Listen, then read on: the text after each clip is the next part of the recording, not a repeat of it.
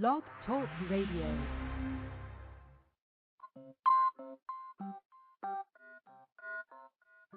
Welcome to UFO Think Tank with your host, Alejandro Rojas.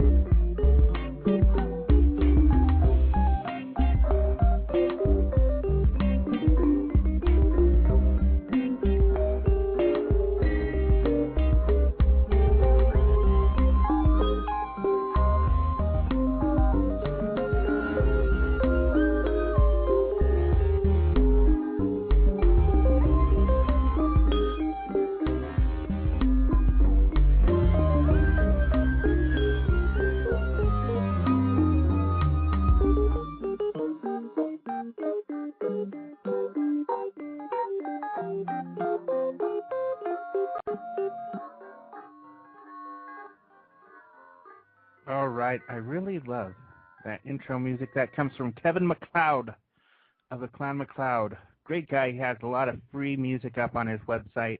So check it out if you have a blog, if you have a podcast, you know. He's got a lot of cool music he lets people use for free. Anyhow, this is Alejandro Rojas here to talk with Rob Swiatek today. So many of you know I'm the MUFON Director of Public Education, so I handle media, all of that fun stuff for MUFON International. And our guest tonight is one of my MUFON bosses. We have a board, a business board made up of 7 or 8 people, and they're really kind of the guys who the brain trust, figure out what we're going to do and how. James, our international director, you might have seen him on our Discovery show. He's the guy who kind of does a lot of the day-to-day, but he has a lot of guidance from some very wise and intelligent people who have been in this field for a long time. Most of them have been in this field for decades, including our guest tonight, Rob Swiatek. He has been involved with the Fund for UFO Research out of D.C. He's also FUFOR. I love the alphabet soup that the term UFO lets you create. FUFOR. He's also been part of the UFO Research Coalition. So what would that be? UFORC. There's a new fork, too, out there you've probably heard of. There's KUFOS. There's a lot of them. But, yep, this is a gentleman who's been with FUFOR, MUFON, and KUFORC. So we'll talk to him a lot about what he's done over the decades. You've probably seen him on a couple documentaries out there. And he also speaks at conferences. In fact, he's at a conference right now.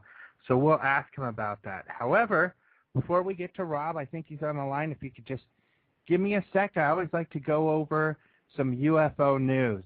So first off is theexaminer.com. Some of you have probably seen this site. It's become like this hubbub of UFO information, which is wonderful. It was a website put up really just to get news across, and they had a great idea of having some blogs in local areas on different subjects. So getting some local people that are experts on this or that, including I've seen like a beer examiner. Denver has a beer examiner. But a lot of areas have UFO experts, and a lot of them are MUFON members, which is wonderful. So Roger Marsh started one in Chicago. He has now become the National UFO Examiner, and he actually works with MUFON.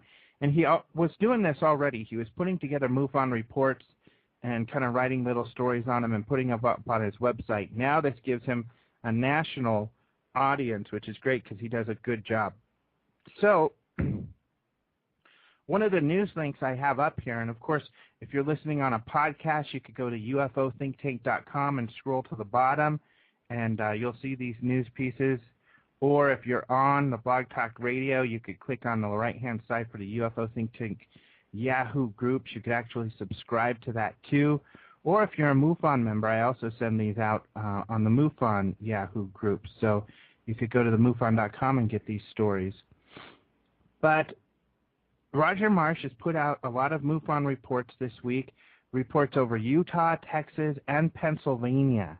So we have a lot of sightings going on. He wrote another story about 3 or 4 sightings of disc-shaped objects. And, of course, if you're familiar with UFOs, even though people think it's kind of silly, some people are shocked when they see, you know, different logos with the disc on there. And I've been asked before by reporters, well, don't you think that's kind of trivializing things and kind of silly? And I say no, because that's what people report. People are seeing silver discs just like they copied and put in the movies back when. So that's what people are seeing. They also see V-shapes. And in Pennsylvania, he writes some stories on some V-shapes that people have seen out there. So there's a lot of news there you'll want to check out. John Schuessler, another member of our business board, he luckily keeps an eye on the media and sends me some links. So we have a couple of links of photos being taken of UFOs out of Japan and the Czech Republic. The Czech Republic actually has the photo on the story. The Japanese one doesn't. But the Japanese story is very interesting because it talks about how a lot of people in Japan don't like to mention that they have sightings because of fear of ridicule and social standing. But they've had a couple famous people, a couple younger famous models and stars and things like that come out and talk about the UFOs that they've seen. So they're hopeful that that'll kind of change that perspective. Another story that's interesting because it comes once again from the Examiner, but it comes from the Denver Progressive Examiner, meaning this is a guy who typically writes about politics, but he has a story about Phil Schneider, UFOs, and the black budget. So if you're not aware of who Phil Schneider was, this is a gentleman who came out and said that he was an engineer. He said that he helped build secret underground bases in New Mexico. He says he helped build one under DIA in Denver, and he died in a mysterious way. And if you go to YouTube, you can see some interviews with him. He says that aliens shot him with a laser and fried off his fingers and cut open his stomach, and he has these actual physical wounds that you could see. So obviously a very controversial subject, but interesting that a political writer should be getting into that area. And then finally this weekend, I think starting tomorrow and all week long, the History Channel is going to have a show on ancient astronauts and aliens.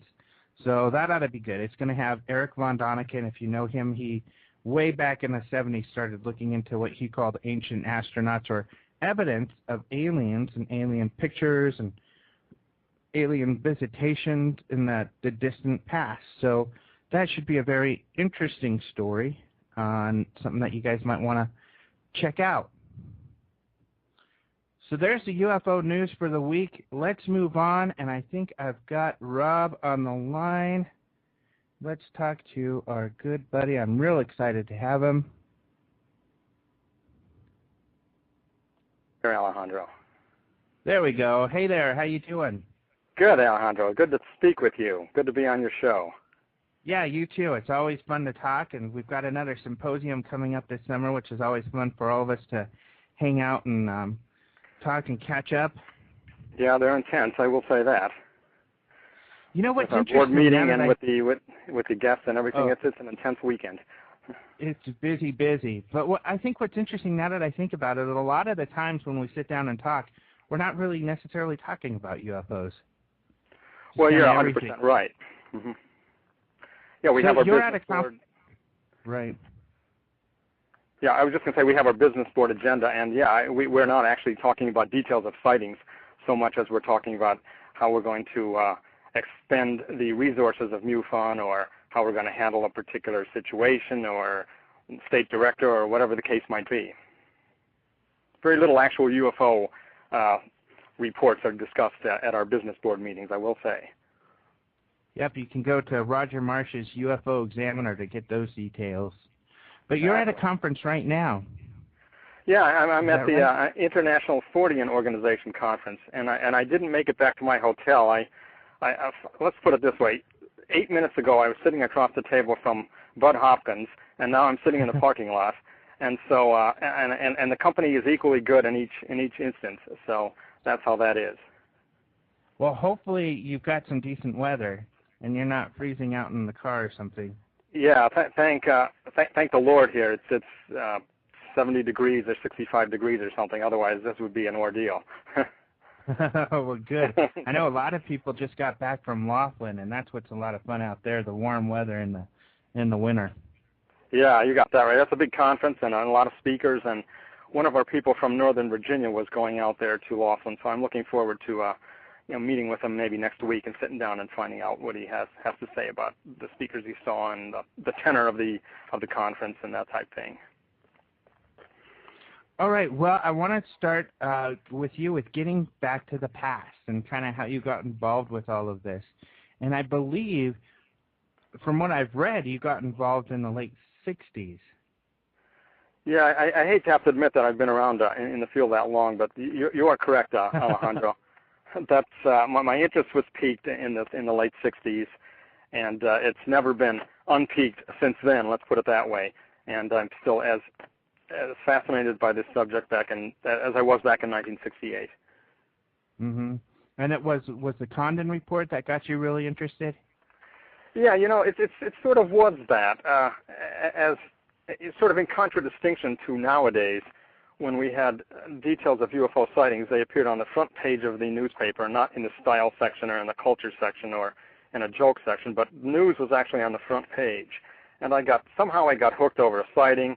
I don't pretend to be an abductee. I was never sucked up into a UFO or anything like that, but the sightings got me hooked, and simultaneously with them, I read about this group of people, of scientists actually, that was looking into the subject at the University of Colorado, and I just thought that was so marvelous, and I figured to myself that after having read just a while about UFOs, that it would probably be a matter of just a few years before this whole mystery would be sort of rolled up once the professional scientists got involved, and we'd know all the answers. And little did I know that 40 years from that day, you and I would be having this conversation, and we essentially know as much about UFOs now as we knew back then. We haven't learned too much about the actual phenomenon. Right. And so you said it was a couple sightings, though, that originally got you interested. Well, yeah, I don't remember what ones they were, but like I say, local sightings would be on the front page of a newspaper, and UFO books were. Oh, gotcha. Yeah, were very, very highly placed in stores. It wasn't difficult to find a UFO book, and reading a few of those, it just completely got me just intrigued, as fascinated, whatever words you want to use there, as to this strange subject that was going on all around normal everyday life. Mm-hmm. So it wasn't actual personal sightings that you had?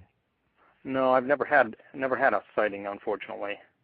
Really? That is interesting, because it's interesting that I know a few. I know John Schuessler. Well, he has had a sighting, but he was in this for a long time before then, and me too. I didn't get involved with this from a sighting that I had. It was really this disclosure project, and I had sightings years later.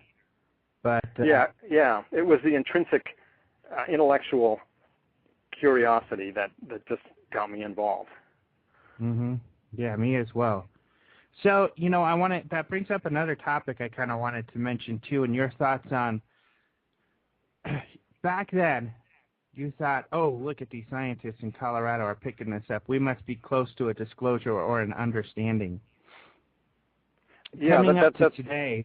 Uh-huh. Yeah, you're right. Go on. Yeah, I didn't mean to interrupt you there. Go ahead. Oh, no problem. Coming up to today, then, do you feel that, there's a lot of stories about us getting close, about Obama and less secrecy? Do you think we're any closer today than we were back then? No, I don't. Unfortunately, I don't think we're any closer today than we were back then. Every change of administration, or almost every 4 years, even if the administration doesn't change, I seem to hear stories about, wow, disclosure's right around the corner. Reagan's going to release details of UFO sightings once he's out of office. Oh, Clinton's going to release details of UFO sightings because he's getting to an end of his term. Bush is going to, and it probably goes back to Eisenhower, or before. And I just don't feel that this subject is releasing its grip on the mystery, that it's releasing its grip of its secrets very easily. We're just not making any progress, unfortunately, Alejandro, in my little opinion here. Mm-hmm. Well, I hear this from the people who have been in this for decades. Leo Sprinkle, John Schuessler are a couple of the people that I've asked and have the same response that, we've been in this for a long time. There were UN meetings way in the past about UFOs. That's nothing new. There were presidents who have talked about UFOs in the past. That's nothing new. They've gone through so many times where they thought it was going to happen that, a little more skeptical when it comes to a lot of the talk that goes on today. Yeah, exactly. And I'm privileged here in the Virginia, Washington, D.C. area to know fellows like Richard Hall and Don Berliner, who were both key and instrumental players with the National Investigations Committee on Aerial Phenomena back in the mid-'60s and early '60s, NICAP. And I really feel that from, say, 1965 to 1970, the tide actually started to turn back then, and there was a core or a cadre of scientists, including Dr. McDonald, James McDonald, who were making inroads into serious investigation of this subject and training more scientists into the subject. For example, when Dr. McDonald would speak before the scientific group, the AAAS, American Association for the Advancement of Science, or once he spoke before the Naval Ordnance Laboratory, he spoke before audiences that were composed entirely of scientists and engineers, professional guys. And I have some of the recordings from these. I have the recordings of these speeches. And when he gave his talk, you could hear a pin drop in the room. There was no snickering of embarrassment or laughter or derisive statements. And these were all scientists, practically none of whom worked in the UFO field. But they were there to hear what Dr. McDonald, an esteemed scientist, had to say. And in contradistinction to today, where, Alejandro, how hard we work to get any new scientists coming into the field, but hardly anybody ever speaks before a purely scientific conference on UFOs nowadays. And it just doesn't happen. And the tide turned, and the Colorado report was released, and ever since that day, I think we just haven't been on the ascendancy with regard to mainstream science. Mm-hmm. How did you feel when that report came out? Well, I felt I was obviously kind of young, and I was still just a teenager, but I felt damn downcast, to be honest with you. I recall knowing that the report was going to be published in January 1969, and eagerly turning on the TV and going to the book department of a store I was in, and lo and behold, there was the University of Colorado report, and almost simultaneously it appeared on the news, with a very disconcerting conclusion that Dr. Condon put at the beginning of his report, that there was no reason to scientifically study this subject, that there was nothing to it. And yeah, even for me, a little outsider, a kid, I was very, very, very disappointed. Yeah, walked around downhearted. Mm-hmm.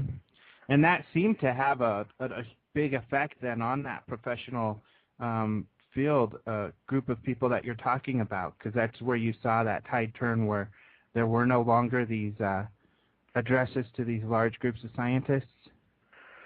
Yeah, you're 100% correct. The scientists sort of got into lockstep behind Dr. Condon, and 2 years after the Colorado report came out, Dr. McDonald committed suicide, and shortly thereafter NICAP disbanded, at least the NICAP that was around then. It continued for a few years after.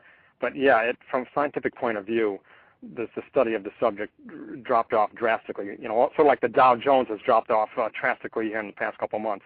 That's how scientific interest in UFOs dropped off. Yeah. And we haven't regained it. Yeah. Well, we're working on it. Luckily, I had a call with Robert Wood, another one of our directors, and Robert Powell and Ron Regier yesterday, where we're working on a scientific symposium where hopefully we'll be able to gain some of that ground back. Cross our fingers. What we need. Yeah, Mm-hmm. that's an admirable effort, and that's what we need. And tomorrow, for example, Alejandro, I will be discussing for part of my talk the Stephenville MUFON radar report, because that's an enormously important document, and it deserves to get out there to the mainstream community of people, and we'll see how it goes. Yeah. Well, getting into, Condon's a good start, because that's why MUFON started, a kind of a result of Condon. Hey, you guys aren't going to do it, so we'll do it. And I believe that the Fund for UFO Research started around the same time. Is that correct? Yeah, the fund started about 1979. And Richard Hall, Don Berliner, and one of our other directors in MUFON, Tom Dooley, were actually instrumental in founding the Fund for UFO Research. These guys decided one day, sitting in a bar someplace, that what was needed in the UFO field was an organization that could just raise money and give the money back out again for scientific research, and not publish a journal or not have a membership organization, but just seek to gain funds and seek to give them back out again to scientists or other researchers. And up until recently, that model worked fairly well, and we've just sort of run out of money, unfortunately, but we succeeded, and hopefully will succeed in the future in doing some pretty interesting things on a little bit of money. What were some of the interesting projects that you guys were able to work on? Well, we did a lot had, for example, gathered together all the witnesses, living witnesses to various aspects of the Roswell mystery who had experienced these elements of the Roswell mystery firsthand back in 1947. We've paid people to investigate UFO photos. We contributed to the crop circle research back in the late 80s. We've done a lot of work with abductees, both in Virginia and just with other researchers who came to us with projects they wanted us to help fund. So I guess I could honestly say that the fund has been involved in almost every facet of the UFO field that you could think of, from history to abductions, and another alphabet soup list of things. All right, so let me ask you about a couple of those topics that you guys tackled. Roswell. First of all, do you feel there is evidence then that there was a secret, and do you go as far as to believe that it was an extraterrestrial craft? Well, Alejandro, I don't really make too many statements of fact in this field. I do think that what happened back at Roswell, the Brazel Ranch, was profound. Whether it was the crash of an alien object, I don't know. I tend to think that it probably was, and we just have never really received the full story on what was recovered back then.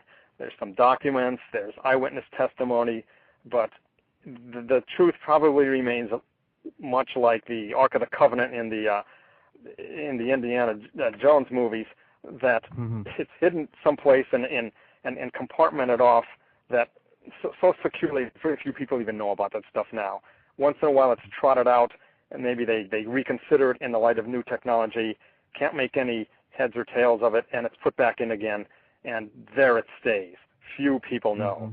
And until the government actually comes out with the actual wreckage or documents, I don't think we're going to progress anywhere beyond where we are now with that subject. So then, what were some of the interesting things, some of the witnesses that you guys had gotten contact with, what were they saying? Well, yeah, they told a very intriguing story. For example, we got Jesse Marcel to come out then. We got a fellow named Vern Maltese. I don't think he's alive anymore. Another fellow named Chrome Schroeder. A bunch of people who played various roles in the Roswell episode as we knew it back in 1990. And we had all the UFO researchers that were looking into crashed UFOs. So we had Stan Gordon there, and Kevin Randall, Stan Friedman, of course, and a number of other people. And we just asked them to do an oral history project, and we recorded on video what they had to say, their testimony, and we grilled them, and that's how that went. We got their stories, and for posterity, and we later came out with a DVD or a VHS tape, and that's still available if a person wanted to get a copy of that. Really? And where would you find it? Oh, well, the Fund for UFO Research still sells that thing. I can't say that our website's going strong, but we do have a DVD. It's called, I don't even, the Roswell Experience or Roswell Best Evidence. I can't remember what the title of that is. But it's like an hour or 2 hour long DVD that has the best of the excerpts from this videotape testimony. And oh, cool. Yeah, it's kind of neat, to be honest with you. It's just raw sort of footage with some people asking questions, and it's not high tech production or anything like that. But it's a valuable and at least was a valuable adjunct to the researchers as of, say, circa 1990. Mm-hmm. Yeah, that sounds like a cool video. So yeah, what Walter do you think House of Colonel... down there. Okay. Who unfortunately has passed away now. Right. But not without leaving us some pretty interesting tidbits. Back then. Affidavit. Yeah. Back then, Walter Haut wasn't talking. And this is a curious thing. Walter Haut wasn't talking about having seen bodies or anything like that. He just gave us basically the story of how he wrote the press release and what happened subsequent to that. He didn't say anything about seeing bodies, nor did he even hint that he had seen these anything beyond just the press release. I don't even think he saw any of the wreckage, according to his testimony then.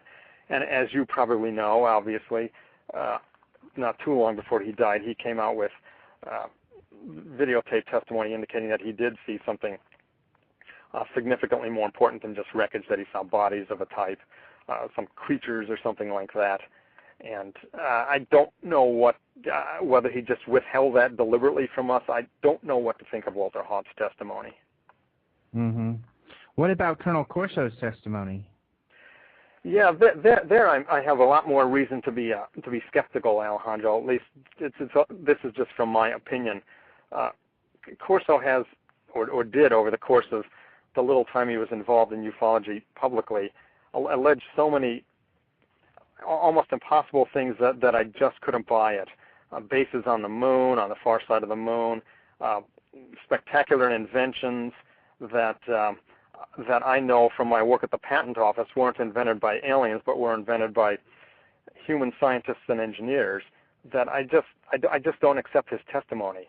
I'm not saying he wasn't involved maybe with UFOs some way, but the gist of his testimony as being at the center of this sort of efforts to get alien technology into the hands of private industry, I just don't buy it. Interesting. Well, why do you think someone like him, with the background he has, would make up something like that?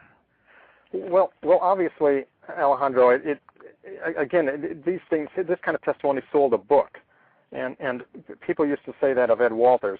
Well, why would Ed Walters fake all these UFO photographs? Well, it made him a lot of money, and it made Corso a certain amount of money, and it brought him a certain amount of fame. He was on TV shows. His name was being bandied about in at least the UFO community, and he might have had a role to play in the field back then, but he substantially exaggerated it, and I just don't give credence to the wilder aspects of what he has to say.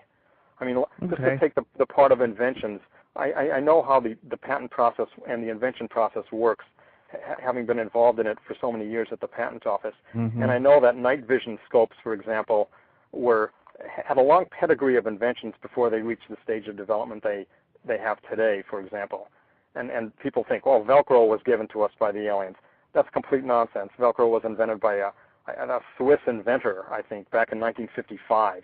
And I have this, I think it was a Swiss patent or something like that. And the transistor, the events in electronics in the mid-1940s and the early 1940s were leading inevitably and ineluctably toward the transistor. It didn't just jump on the scene fully formed. It replaced the tube, the triode tube, and it was a very logical extension of existing technology. Mm-hmm. All right. And Speaking of some of the more fringe areas, or at least at some perspective, is abductions. You said that your Fund for UFO Research also has worked on the abduction area. So what do you feel about that aspect? You were just talking with Bud Hopkins, it sounds like. So what are your thoughts on abductions? Yeah, my thoughts, I guess it would, you know how abductions are, Alejandro. You and I could probably have this radio program and extend it to 24 hours, and we'd still hardly cover just abductions. But, yeah, definitely something is going on there. And again, abductions are sort of like the wave-particle duality of physics. You know, we say a light particle can act sometimes like a piece of a wave, like in the ocean, or it can be acting like a particle. And abductions have this sort of dual nature.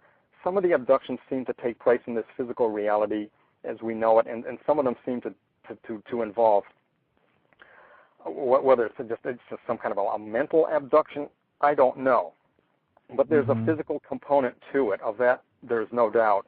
And the poor abductees are undergoing some kind of an experience that leaves them traumatized. And by no means is it purely a mental phenomenon. I'm not going to try to characterize it like that, because people are missing from their homes, and they are gone from their cars, and they are returned, and there's this gap of time. And something is going on, of a very profound nature. Mm-hmm. What I think is interesting... Mm-hmm.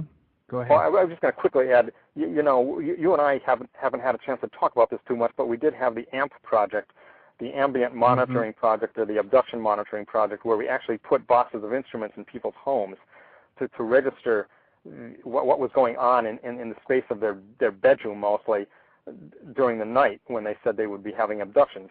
And that project we got a sponsor for, and we spent several hundreds of thousands of dollars on that project to try to figure out what was going on with abductions. And that's still under analysis, right? All of the results or the data? Yeah, it sure is. We're looking for a few good statisticians, and we have reams of data, but we have not been able to find a person yet who has been able to devote the time needed to look at all that data. And if there's a pattern there, or if there's a signal there, we haven't yet had anybody bring it out.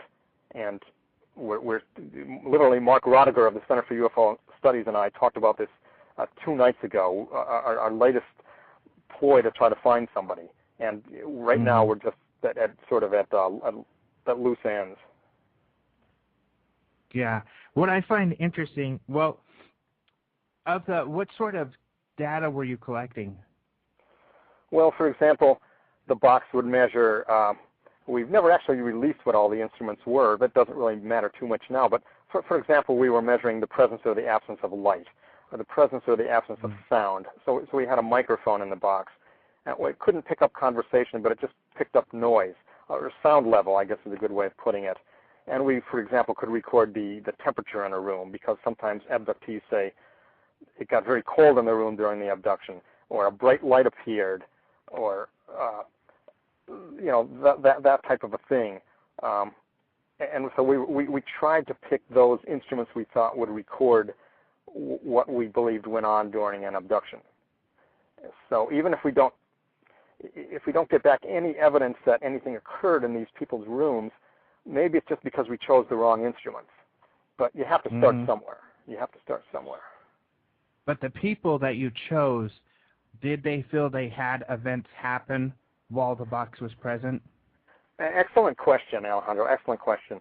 The people were chosen on the basis of past ongoing UFO abduction experiences, and during the course of their keeping the box in their home, they were requested to keep a daily journal and to put down whether anything happened to them the night each day. So sometimes they might just check a box that said no, or other times they might check a box that said yes. And yeah, indeed, a number of the people did have what they said were abduction events happen while the box was in their room. Okay. And they did check the yes box in the journal. Yeah, that's the kind of studies that are so exciting. So, I mean, I hope if there are any statisticians out there, get a hold of MUFON, because we're involved with MUFON, right? We're involved with helping to get the results analyzed, get a hold of us so we could see what's there. It's sometimes there's just so much data that it's hard to get through. Yeah, in this case, there's literally DVDs of data. The box would use a modem, and each day Tom Dooley would download the results of all the boxes, and I guess we had about 12 or 13 of them at the height of the project. 12 or 13 abductees going, I guess we had about 6 boxes. And so each day he would collect the data from the 5 or 6 boxes out in the field, and over the course of 6 months, one box would produce an awful lot of data. A lot of it wasn't important, or it was data collected during the day, but nonetheless, some of that data is probably important, and there may be a signal there in all the static. Mm-hmm. What's also interesting, I think, about the abduction phenomena is one where even the most conservative of UFO researchers, with the most credentials out there, pretty much once you look into this field, because I know when I got started, I was a little skeptical, but once you do the research, you find that there really is something to that phenomenon. Yeah, you're 100% right, and it sort of mirrors the ongoing UFO phenomenon. But if you just, as I have done, sit down with enough abductees and realize the depth of their emotions when it comes to the subject, the abduction phenomenon, and sometimes, believe me, it leaves us in tears, or it shakes us, the researchers, up a great deal when we're sitting there. It's not easy to deal with abductees on an emotional level. It's far easier to deal with someone who says they saw a disc-shaped object go across the sky than it is to talk about somebody who has undergone, admittedly, very seemingly traumatic experiences at the hands of these, whatever this phenomenon is.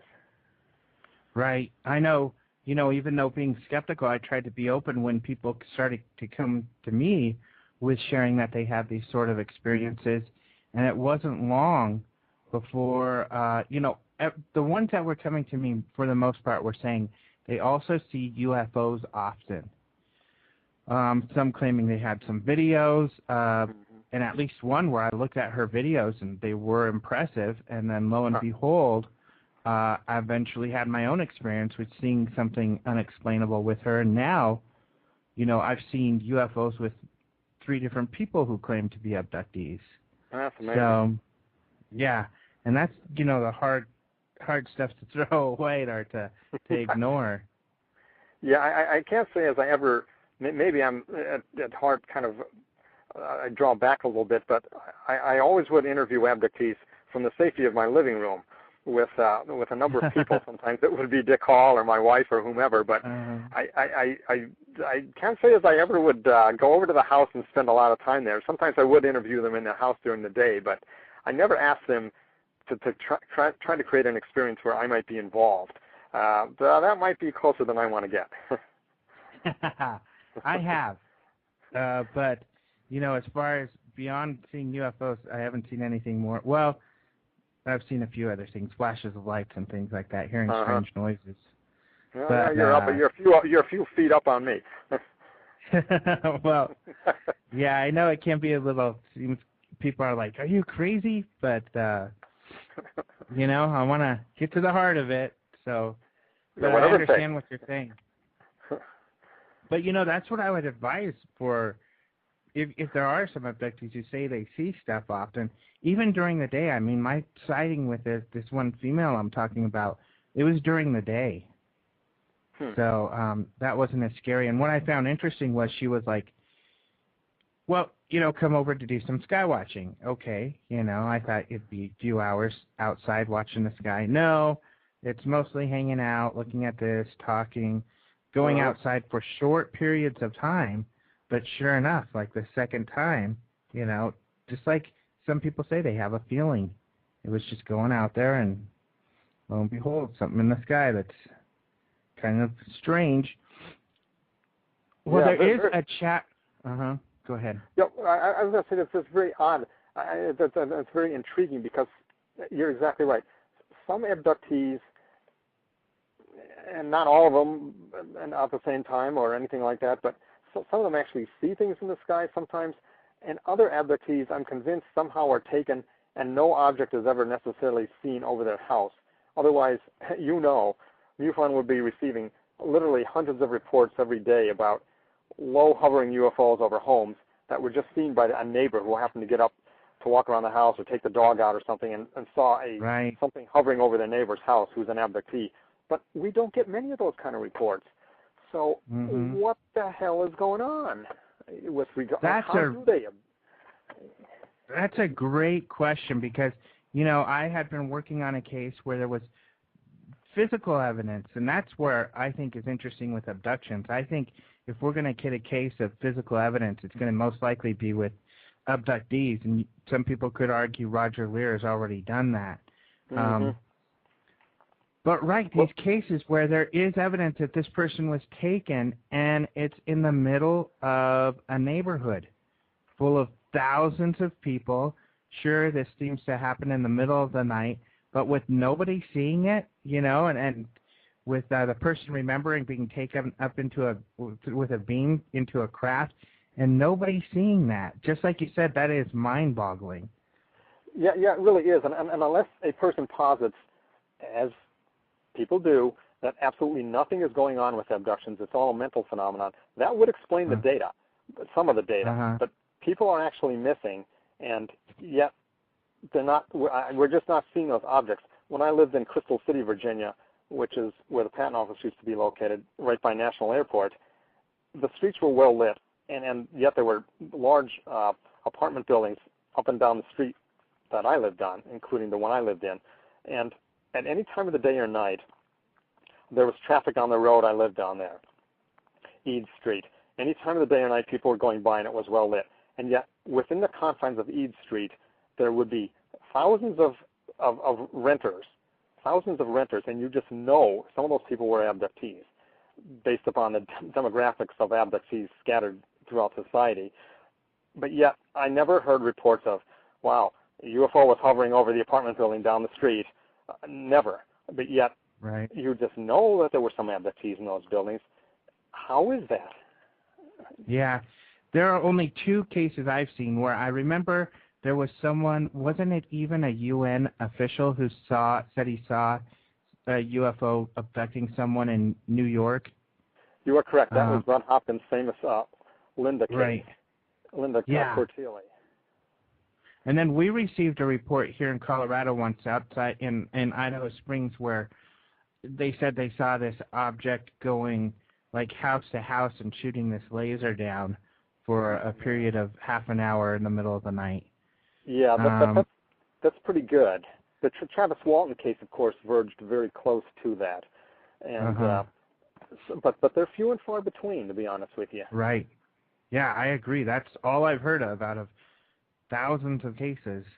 So you're right. That is an aspect that's mind-boggling. I think that's why some of the better minds, personally, I am a huge fan of John Mack, and he tries to go to those other areas. Maybe there is kind of a non-physical element to all of this. Maybe it's multidimensional, but something else going on here to you've got to account for that, Yeah, I think you've put your finger on something. I personally hate to explain one mystery in terms of another, but I oftentimes have to say there's some bending of dimensions going on here. There's traveling through dimensions, and I'm not sure what that means, but there's some very, very advanced physics going on here that the human race is nowhere near close to tapping into. And I think the UFO phenomenon, and here we're getting down to really a lot of speculation on my part, but having been around this field so long, it's an extraordinarily profound mystery. It's far more complex than just physical craft going across the sky. There's some other that they're able to insinuate themselves into our world and into our physical reality in some way that we're not close to explaining. And that's both exciting and it's also depressing because I'm not so sure that we're going to make any inroads into this phenomenon anytime soon. Well, I like the way that Nick Pope puts it. He says it's an events-led field where, we chase the events, and really it's the events defining what's going on. So, yeah, like you said, yeah, you're 100% right. And the MUFON's latest endeavor here with Mr. Bigelow is going to put what you just said to the test, because we're depending on the phenomenon to show itself here so we can get investigators out into the field. Right. We're at its mercy. Right. And it gets back to Fermi's paradox. If they're here, why don't we have evidence that they're here? If they're here, like I think we both agree, then they haven't allowed us to, or haven't provided that sort of evidence, it seems. And so until they decide to, which could be tomorrow or it could be never, then perhaps, we're at their mercy. We're at the mercy that way. Yeah. That's exactly right. I'm fond of saying to people that we're dealing with, in my opinion, non-humans, and we don't know how non-humans are going to act, and so try to predict non-humans on the basis of human behavior is ludicrous. You can just imagine the ants in the ant colony saying, well, if these large beings around here were truly intelligent, they'd contact the queen ant, and they just have no hope of understanding human society. Maybe we can't understand antdom, but we're just in two completely different worlds. And sometimes the UFO phenomenon seems that far beyond us that I wonder if we're really capable of coming to grips with whatever it is that's going on. I think we are. I am ultimately optimistic, but not necessarily in the short term. Right. Well, there are some people in the chat asking some questions. There's a guy named Democratic Communist who's asking a lot of questions, but I think he already has his answers determined for him, so I don't know if we're going to convince that person. But one of the questions in there from one of the other listeners was 2012. They wanted to know your thoughts on 2012. That's a good question. This is an aside. John Ventry, the Pennsylvania MUFON State Director, spoke at the Info Conference a few hours ago today, and that was his topic. He didn't talk on UFOs. He spoke on 2012. And I don't know, Alejandro. I don't profess to be an expert in Aztec history or lore, and I guess I take kind of call it a silly approach, but I just think when December 22nd, 2012 comes, we're all just going to be going back to work. I think it's maybe a work day the next day. We're all just going to have to go back to work and earn our living and keep heat coming into our homes if it's if we're in the colder parts of the country. And I have absolutely no idea. I don't think anything's going to happen, but that's just my. I'm sorry. That's just my opinion. Hey, no problem. It's kind of funny. Franklin Carter. I don't know if you know him. He is a disclosure witness, but he's out of Wyoming. He was running some conferences out there for a little while, but really great guy, a friend of mine, and he does a talk called "What About Them UFOs?" He's from South Carolina. He could be Andy Griffith's brother, but yeah, he's got that total same period of time. But he talks about making sure that you have a perspective about all of this, even with that even if disclosure happened or something, they're not going to pay our bills. We're still going to have to keep on living and keep going to work and things like that. So that's extremely well put. The fact that the aliens, that the government announces the aliens are here, doesn't mean that the next day somehow we don't have to do things. And we can't go all to pieces. Otherwise, society as we know it, civilization as we know it, will crumble. And one of the things I always like to think about is that if a person wants to see what happens when another person is told that aliens are here, all we have to do is look at abductees. And here we take the normal abductee is living his or her life, not thinking about aliens or UFOs, and suddenly they find out they're being abducted by alien beings. To make a long story short and to assume aliens are behind it. Do they go all to pieces? No, they may be traumatized and they're vastly upset, but for the most part, they keep on trucking. They're going to their jobs. and they get through life. They don't go running down the street yelling at the top of their lungs, the aliens are here, the aliens are here. They deal with it. Mm-hmm. And I think human beings are quite resilient enough to accept that aliens might be here. Yeah, it's interesting. In fact, most of the people, and I have seen people in this field who have kind of gotten so wrapped up in it that they have lost their jobs or they kind of are not living in reality anymore, which is, of course, that's the bad part. But most of those people are not necessarily abductees, but people who kind of have the realization of all that's going on and don't want to participate in normal society anymore, which is the big danger. Mm-hmm. But you're right, still not going to pieces. Abductees are going to work every day and still seeing their family on Sunday or raising their children. And exactly right. And when I speak about most people, again, I'm not, but there are always exceptions, like you noted there. There are always some people who can take the pressure, even if they're not abductees, and they sort of can't then deal with reality. But for the most part, people endure this just like they endure the hideous things that wars present. They go through with their lives under the most adverse circumstances possible, and I think humanity will exhibit this resilience when and if the day comes we all acknowledge that we're not alone here. Mm-hmm. Another question from the chat room is they wanted to ask about the satellite that just went up, I think, yesterday. Was it called Physicist? The one to look for. They wanted to ask you about that. Your thoughts on that satellite? Yeah, I'm embarrassed to say I work on satellites at the patent office, and I read Aviation Week and Space Technology, and I'm vastly interested in the space program for decades now. But I can't really tell you too much of the specifics about that particular satellite. However, we are talking about these satellites, much like the SETI program, looking for planets circling other stars, and I think it's a very commendable effort.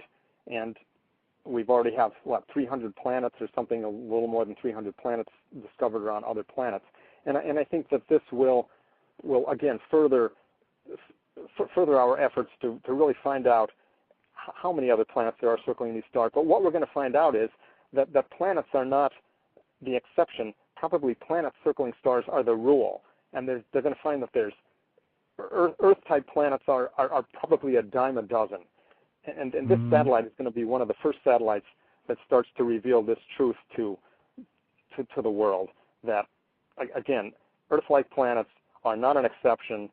They're out there, and there is a lot of them out there. And here we are, just starting on this is the first step on that adventure to find more planets. And the next thing we need to do is somehow, I'm a big proponent of, let's go out there, by God, let's build a starship and get out there to the stars and start finding out what's beyond our solar system.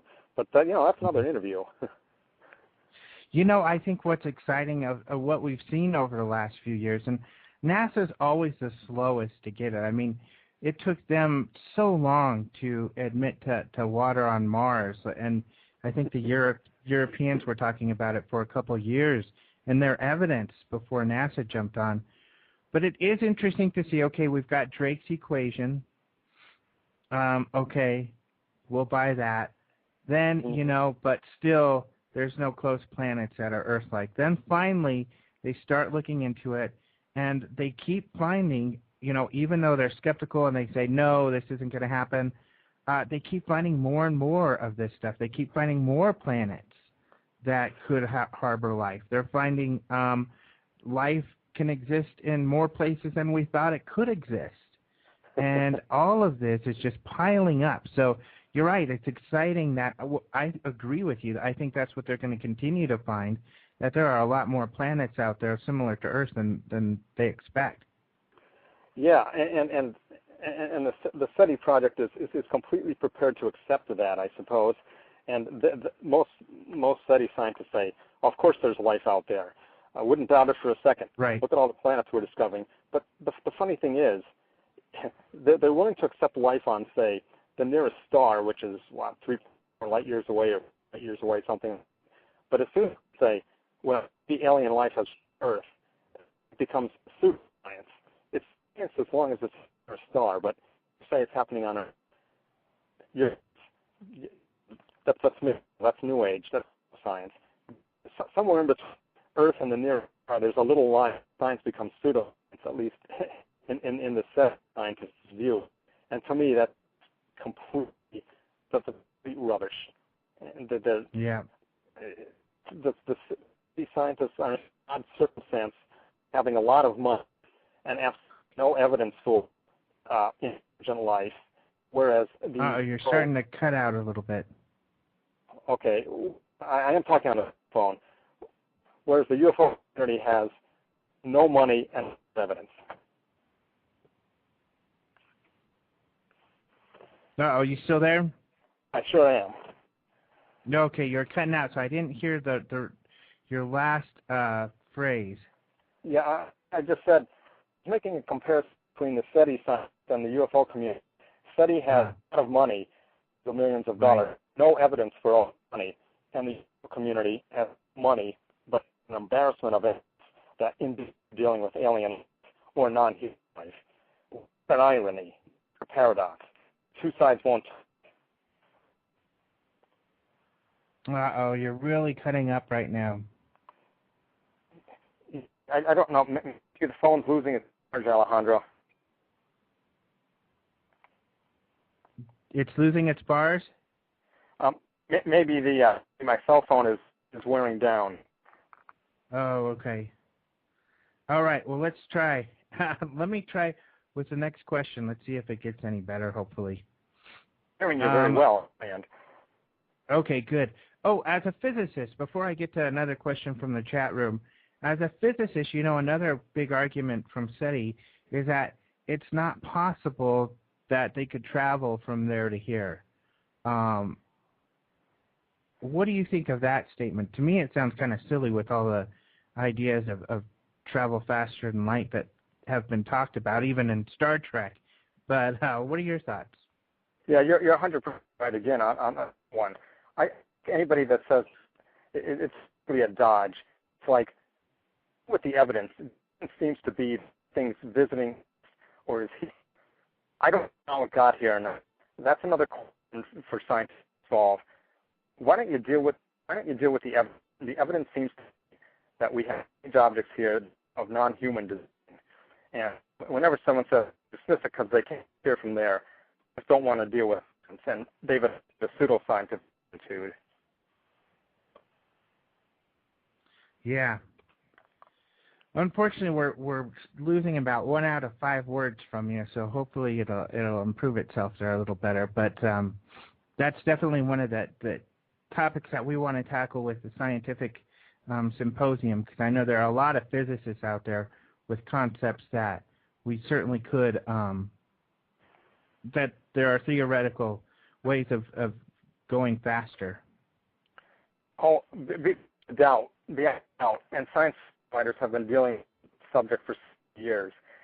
Can get here from there. We just have we haven't yet prepared ourselves, but we can do it. There's no reason to think that somebody else couldn't do it. All right, so let's see. Another question from the chat room. What do you think the immense sightings of UFOs point to? What are they doing and why? Yeah, that's a good question. Unfortunately, I can't answer it. The immense number of UFO sightings, the immense number means that, we are not alone. It's a non-human intelligence. I don't know what their modus operandi is. I don't know why they're here.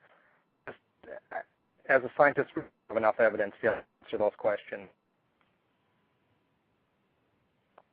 I can speculate, but that's all I can. Yeah, so I think that, just like a lot of people calling in what they'll say, and I love that kind of answer because that's what I like to give to the media when they ask questions like that is, that's all speculation. All we can do is gather the data and see what the data shows us. And the data is showing us that we're being visited by these technologies that seem to be beyond ours and under intelligent control. Unfortunately, we don't have enough data to give us motives or why they don't land on the White House lawn and things like that. Right, and it goes back to that thing we spoke about. If a person says they're going to discuss the UFO subject because any intelligence contact heads of ours first, that's again a human looking at things, and we're not dealing with here, we're dealing with aliens, and I don't know how aliens behave. You know what I'm Right. So unfortunately, that was a question from Democratic Communists, and he says he can't accept that answer. But sorry, Sheriff, that's the answer we got for you, my friend. Another answer to give him, and I don't know, he sounds like be closed-minded. Maybe there's hope. You know, go and talk to people who have seen UFO and read relevant literature on the cases. Read about the case, and read about the coral, and read about how people analyze various photographs, and then pick up your opinion. And talk to people, and any objective person will quickly come to, in my opinion, the conclusion that they can't explain the evidence. That's all to it. Oops, and he pointed out he can accept that answer. Sorry, guy. I read it wrong. See, it was a case of me reading what I expect to see rather than looking and reading what it says. I apologize for that. It's an honest answer. So, disclosure. I wanted to kind of ask you about, people throw the word disclosure around a lot. And I think it's a much more complicated thing than just, hey, woo, disclosure, I think there's a lot more to think about. Of course, if you asked Richard Dolan, for example, he'll talk to you about hours of what disclosure means. But what is disclosure to you? Well, disclosure to me would be the government becoming clean on UFO holdings, whether it's documents, whether it's eyewitness testimony, whether it's physical evidence. They make a clean breath and come forward. And disclosure mean the government has no idea of what's going on. We have. And they have some more cases at their disposal, but they may not have any more answers. And again, prejudge the government shouldn't say. But disclosure definitely coming out with all information they currently have under arrest. Mm-hmm. You know what? You're still breaking up. Could I have you maybe try hanging up and calling back in real quick? Yeah. It'll take me a minute. Let me get a cell phone, okay? Okay. Yeah, I'll be right back. Okay, no problem. So he'll be right back. So, yeah, I want to apologize again to Democratic Communists on that, but I loved his answer because I think that's the right way to go. We can't. Motives is so difficult, and one of the things that, especially with MUFON, that we try to do is be careful about speculation, and that could be good and bad. It could be good because if we give you a piece of information, it means it's supported by some information, it's supported by evidence, or it's supported by credible people, scientists or others who have looked in and given us this information. The bad part is maybe not such a bad thing, is that it's not sensationalistic. So sometimes people get bored with us. Why can't you speculate this? Why can't you put that together and speculate that? Why can't you give us more answers, and get frustrated because we can't give them answers? But then we would just be just that, speculating and sensationalist. And I think that's one of the problems with this field right now. Not to get into names, but if we were to go out and say every time an administration came in and say, look, they're going to disclose, look, they're going to disclose, look, they're going to disclose, I think that's crying wolf all of the time. And then we would have people get disillusioned and not want to listen to us because we don't come through with what we're talking about. But if we stick to the evidence and the data, such as the Stephenville report, where we got FAA radar reports that backed up, the claims of the witnesses, that's something we can back up. That's something that we have with professionals. Paul Robinson, I saw you asked, didn't MUFON just get backing from Robert Bigelow? Yeah, we just talked about that. Rob had mentioned it. It's, essentially it is backing. It's a kind of a partnership where we keep them apprised of reports, kind of like Roger Marsh does for you all for free on his UFO Examiner, but we keep them apprised of reports, and especially big ones, and then we go out and investigate cases together. Of course, we don't have a lot of money, and he does, so he's able to get us out there quicker, such as flying people around and getting us better equipment, and then also getting some lab analysis done when necessary. So that's kind of the nature of the Bigelow thing, and I think we've got Rob back. Hello. Yeah, I borrowed the Virginia State Director's telephone, which is to say my wife's. All right. Great, perfect. So one of the things that I talked about, while you were gone. Well, actually, I want to ask you the last question. I think I asked you about disclosure. Yeah. Okay. I apologize again that my testimony, my conversation is breaking up there. I hope it's a little better. It is better. No problem. Oh, okay. The long and the short of it is on disclosure is that I don't think I can recreate what I just said. It's basically that the government might not know any more about ultimately the UFO phenomenon than we do. And they may have more cases, eyewitness testimony, they might even have some wreckage, but it's conceivable that they haven't figured it out either. So that disclosure might be ultimately disappointing when it comes. It might be just another question. And so, it's ultimately, though, I think the government should release everything it has, and whether that'll happen or not, I have no idea. Yeah, that's kind of the same note that Nick Pope had, that he was happy Britain was finally starting to release their information. He thinks that they're just as confused as the rest of us, even though they have more and better cases now that they're letting us in on. But kind of the same type of perspective. Yeah, and I was struck today by a few speakers at the Info conference have said that all these other countries have released their UFO files. Canada now came forth, and I think it was Denmark and England and France. But what I would say to them is, don't quite sell the U.S. short. The Project Blue Book documents were released decades ago, and we've gotten tens of thousands of pages via the FOIA requests. So the U.S. has released a lot of its files before a lot of these other countries.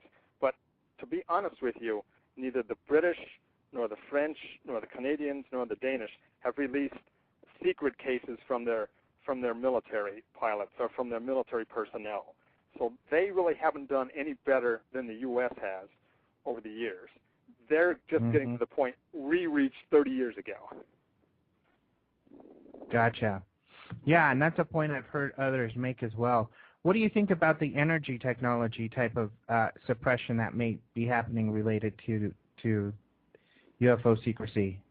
Yeah, I take kind of a pessimistic view on the energy stuff. I don't actually believe that this government is withholding any kind of, quote, magic, unquote, technology. I just do not believe it's there. Otherwise, I don't think we'd be spending tens of billions of dollars on more or less conventional aircraft and rocket technology, and the infrastructure in this country is built around petroleum energy and nuclear energy and now some wind energy. But I just don't think that anything is being squelched that has to do with, say, antimatter or anti-gravity or anything like that. It's nice to think that, but it's not happening. Okay, interesting. So, and then you also talked about earlier the Stephenville report and how significant you felt it was. What do you think is so important about that report? Well, yeah, I think it's vastly important, and there have been a few other UFO cases throughout history where eyewitness testimony and radar technology and radar returns, have corroborated one another, and that's what the Stephenville report does so well. We have eyewitness testimony of people seeing objects at certain directions at certain times, and lo and behold, when we get the FAA tapes and analyze them, by God, there's unknown objects in almost the same directions and at the same time as some of the good witnesses on January 8th, 2008, said there were objects.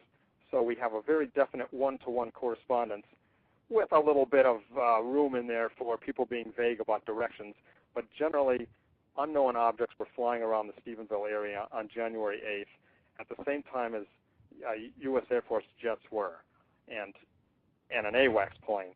So again, what is going on there? Very, very strange. What do you think of James McGaha? Did you see his response to that in the Popular Mechanics? No, I can't say as I have. I've debated McGaha on the phone once. I find the man to be I find the man to be extremely devoid of any knowledge of the UFO subject. He just I can't say as I read his report in Popular Science, so I'm not going to characterize it. But based on what I heard of McGaha on both my interview, my debate with him, and TV programs, he knows nothing about the real UFO phenomenon. He just throws the same canards out and the same falsehoods and pseudoscience that all his fellow debunkers do. They don't want to get down to nuts and bolts, because when you do, you can't explain the phenomenon. Yeah. His response was very short, actually. His response was just that radar data isn't reliable. Well, that's such a crock of bull hockey that I can't believe it. If radar data isn't reliable, then by God, we wouldn't be landing the hundreds and thousands of aircraft at U.S. airports and at airports all across the USA every day. And that's just a dumb statement. Yeah, I thought it was pretty funny. We use it for weapon systems. We use it for air safety, but it's not a reliable technology. It's just okay. It's the last resort of a person who just doesn't want to admit and say, "I don't know." Mm-hmm. You know. I wanted to ask you also about the UFO Research Coalition, how that started up and what did they do? Well, that's an excellent question, Alejandro, and you're going to like this answer. The UFO Research Coalition basically came about as a result of Robert Bigelow. Now the UFO Research Coalition is an association of MUFON, the Fund for UFO Research, and the Center for UFO Studies, the three large organized groups in the United States. And back in the mid-'90s, Robert Bigelow approached us, MUFON and the Fund and CUFOS, and said he had some money he wanted to spend on the subject, and he wanted us to get together as an organization, as a formal organization. So we formed the UFO Research Coalition, which has as its address my home address, but nonetheless, we have that organization in place, and we then received funding from Robert Bigelow back in the 1990s. So that's how that organization, that's the genesis of the UFO Research Coalition. Yep, someone earlier asked, and I talked a little bit about it while you were off the line, but someone in the chat had asked about Bigelow and with MUFON, and what do you feel Bigelow's interest is? Well, Mr. Bigelow has a very sincere interest in the UFO subject. I recall reading a paper he wrote once. He had some kind of a UFO experience, a sighting of some type, I believe it was, back in the 1950s, and that interest in UFOs has never left him, just like all the rest of us who get involved in this subject for life. So he really does want to know what's going on with the UFO subject, and he's also interested in allied subjects like, for example, cattle mutilations and after-death survival of the consciousness, this type of thing. He has interests in sort of a range of other phenomena in addition to UFOs. But I do believe it's genuine, and he wants to now use his money to try to see if he can weasel out some secrets. Yeah. Someone asked in the chat, the same gentleman who asked before, good buddy Paul Robinson, asked about media exposure. Couldn't he get some major media exposure? But it seems like throughout his years of being involved with these fields, he doesn't seem to be too interested in media exposure, but looking for real data or information. Yeah, Robert Bigelow isn't in this just for the attention. He could probably get enough. He gets enough attention with his Bigelow Aerospace Company as it is probably, but he's very averse to having photographs of him taken, or at least he was back then, and he rarely grants an interview to the press, even on his space station projects. And the same applies to his UFO activities. If there's going to be an interview with Robert Bigelow, it's going to be only very rarely, and a lot of times he'll have the people that are working for him, say at NIDS, Colm Kelleher or someone like that, give a paper or speak to the press on his behalf. He's very reticent to really get involved in the media. Mm-hmm. And you mentioned NIDS, and that's a good example with the National Institute of Discovery Sciences that he funded and all the work they did. They really didn't have a press section where they got out to the press. They wrote some papers that got out to people. The biggest media thing they had was George Knapp's book, The Skinwalker, about the Skinwalker Ranch, which I definitely encourage anybody to check out who hasn't. Or you could actually go to MUFON.com and order some of his talks, his DVDs from symposiums in the past, George Knapp talks, which just incredible type of stuff. Yeah, you're right there. They released some information on their website when NIDS had a website. They may still have one archived, but I highly recommend the Hunt for the Skinwalker book, especially the last few chapters in that book are completely mind-expanding and really do offer some clues as to how humanity and how science might approach a subject like UFOs that's kind of seems to be averse to too much publicity. If you put too much instruments there, the subject vanishes. But there's some clues in that book as to the next step for looking into this subject. And I found it to be a very valuable read, let me put it that way. Mm-hmm.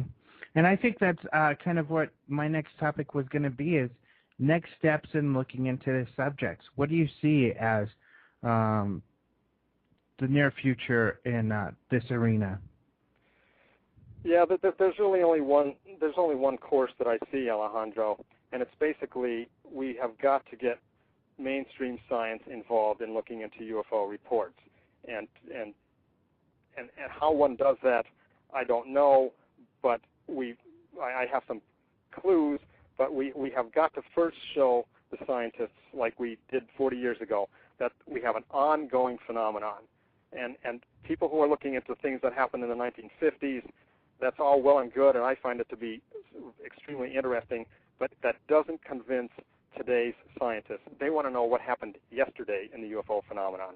So if we can get good cases to them and to show that something puzzling is still happening and somehow raise some money in the process that we can then farm back into the scientific field, I think we'll start making strides toward understanding this phenomenon, because it's going to be the scientists with their laboratories and instruments and time who are going to unravel this. Unfortunately, it's not going to be you or me or Bruce Maccabee or John Schuessler. We're only the John the Baptists. We're only the John the Baptists. I gotcha, and I agree with that 100%. That really the scientists are who the media and the populace listens to.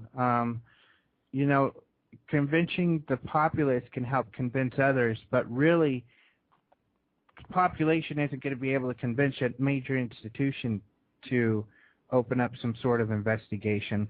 The scientists will. And I find that it does seem to be more and more that scientists are interested.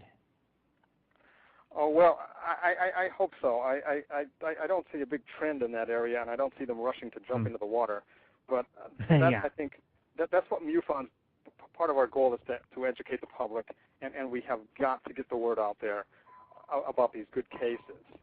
And Yeah. that's all I can say on that arena. We have just got to get the word out. Mhm. Yeah, and I'm confident if the scientists did get involved and do some good research, and I think you are too, that they would find something there. Yeah, well, that's no doubt true. We've got to unravel and roll back 40 years of ridicule into the subject, and that's not going to be an easy thing to do. We have to unlearn them in all these years that they've been going down the Condon Committee road of there being no scientific pay dirt in UFOs. We have to get them to look anew at the subject, that there is indeed something going on here, and it may not give us immediate pay dirt on technology, but it will give us an insight into what might be happening to us vis-a-vis another intelligence. Yeah. Do you hear, kind of changing the subject a bit because there's some more chat in the chat room, and I'm sure this is something you face because it's something, I think we all run across. People who theorize that the extraterrestrials are demons. Yes, I have encountered that idea a lot. I think that's I just cannot proceed along those lines. Demons is an aspect of religion, and religion isn't science. I'm a religious man, but in religion, it doesn't follow the rules of science. So almost anything is possible. The supernatural, almost anything is possible. So I don't think we can proceed at all if we have to assume that it's demons. We've got to assume that we're dealing with a culture, a technology that we can use science to understand. Demons are beyond science, and we might as well just throw up our hands and all go back to doing other things we want to do. Right. Unfortunately, how I feel about that. Mhm. Okay, so what? I was going to say, if we lose the signal, the Virginia State Director is starting up her car now, and she's going to be driving off, and I'm still on the telephone. But so they just got tired of waiting. But nonetheless, I apologize if my signal should break up as we're going through Baltimore. Well, we're almost done. Tell that hasty Virginia State Director to give you a couple minutes. Yeah, she's tolerant about that, and I might say have another renowned UFO researcher in my car, Antonio Huneas. So they're all here at this conference this weekend, trying to unravel what's going on with UFOs. Yeah, well, great. Thanks for joining, and thanks for taking some time in the middle of your conference too, because I know those are a lot of work. Those are a lot of networking. That's great to do. A lot of meeting and talking with some friends or some people you admire, and exchanging some wonderful ideas. So, thanks for taking time out to do that. What are some things that you're learning out there at the conference? Well, I am. At the Info conference, one learns a lot of things in addition to UFOs.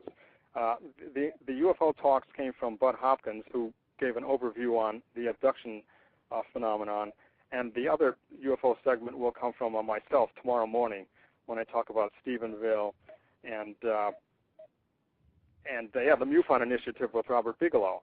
So in the course of being at Info, one learns about, for example, Freemasonry or cryptozoology, this type of thing. And so, yeah, I've learned some kind of interesting things in those areas. Mm-hmm. Do you see some similarities with this phenomena and some of those others that they talk about there? Yes, I sure do. Especially in cryptozoology, where we're talking about strange animals. That field is facing the same kind of ridicule, and they have the same kind of evidence, largely anecdotal, that the UFO field has. So, yeah, they face a lot of the same issues, only they're not as well known. They even are further back in the public education arena than we are, and we're not very far ahead. Right. I know they really struggle in that arena. But so luckily we get some attention. Yeah, we sure do. And there are a bunch of mysteries out there, and it never fails to remind me that there's the world is that there's more unknown than known things in the world. We think we know a lot, but what we really are just scratching the surface of what we know, unfortunately, or maybe fortunately, because it gives us a good reason to keep pushing ahead. Yeah, I agree. I think it's fortunately because things might get kind of bland if we figure it all out. Yeah, it's going to be a long time before we do that, Alejandro, if ever. Right. Yes, that is even what we're here to do. That's right. That's Democratic communists in there is talking. Well, everybody's talking a lot of philosophy in the chat room, and that's kind of the root of philosophy is knowledge, and can we even obtain knowledge? Yeah, you're 100% right. But we have a few tools to do that, and one of those tools is the scientific method, and that I keep coming back to that because it's going to be the scientific method that really gives us answers, not speculation or endless philosophizing about the subject, but somebody ultimately has to put something on a laboratory table or has to go out into the field and actually do some physical work on samples.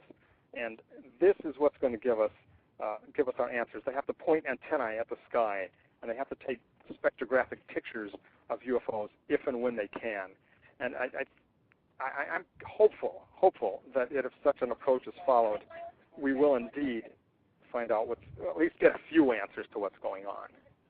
Yeah, and I'm in complete agreement. I mean, I'm a fan of philosophy, but I'm a student of psychology for that same reason, to put the scientific method to some of these ideas, to actually figure out much more about the nature of ourselves and everything else around us. And that's why I wholeheartedly agree with the application of the scientific method.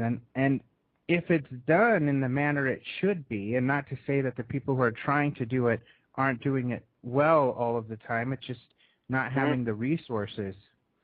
Well, that's exactly. Yeah, you're exactly right. You're exactly right.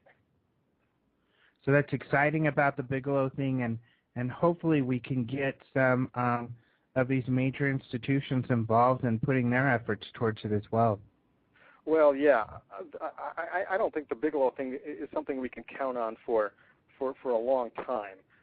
Maybe I hope we can count on it for at least a year, but I hope it's going to be sort of something that does indeed cause other institutions to get involved, to see that we can do good work, and that they will too come on board once Mr. Bigelow gets the information he needs and no longer really has need for any new cases.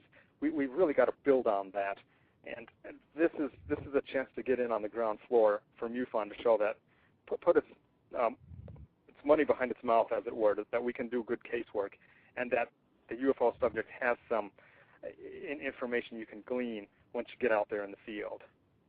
Yeah, so everybody send us your reports. You know, if you're seeing something, especially if you see something land, or if you have some physical trace evidence from perhaps. That's what I think is going to be interesting. I've seen cases, you know, people have seen scoop marks. I've seen these scoop marks fluoresce, or other physical evidence from abduction cases. Anything you have, let us know. We're used to dealing with abductees. We know how to keep you anonymous. We know how to treat people with this issue. But we're pretty much out of time. So thank you very much for being on the show, Rob. Always a lot of fun talking to you. Oh, Alejandro, it's been just a pleasure, and I wish we had 3 or 4 more hours. And I hope you will ask me to be on again. But it's been a complete enjoyment, and there's nothing I like better than doing this. Great. Well, then I will have you on again. And for next week, I have certainly a very interesting person at a new time. We're going to do Thursday at 6 p.m. Mountain Time.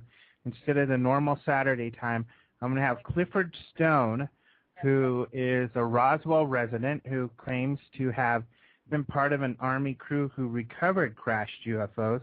So we'll have him talk about that. And he also does a lot of freedom of information requests where he gets information on official documents related to UFOs. So we'll talk a lot about that. Everybody come back, because I know people have a lot of questions for Clifford. Those are some pretty extraordinary claims that he has. So it'll be really interesting to see what he says. Sorry, Mo, don't worry, you'll be able to listen later if you can't come in live. But thanks for being here. We'll talk to everybody again. And join me on UFO Not Radio tomorrow night on Blog Talk. I'll be giving some more UFO updates.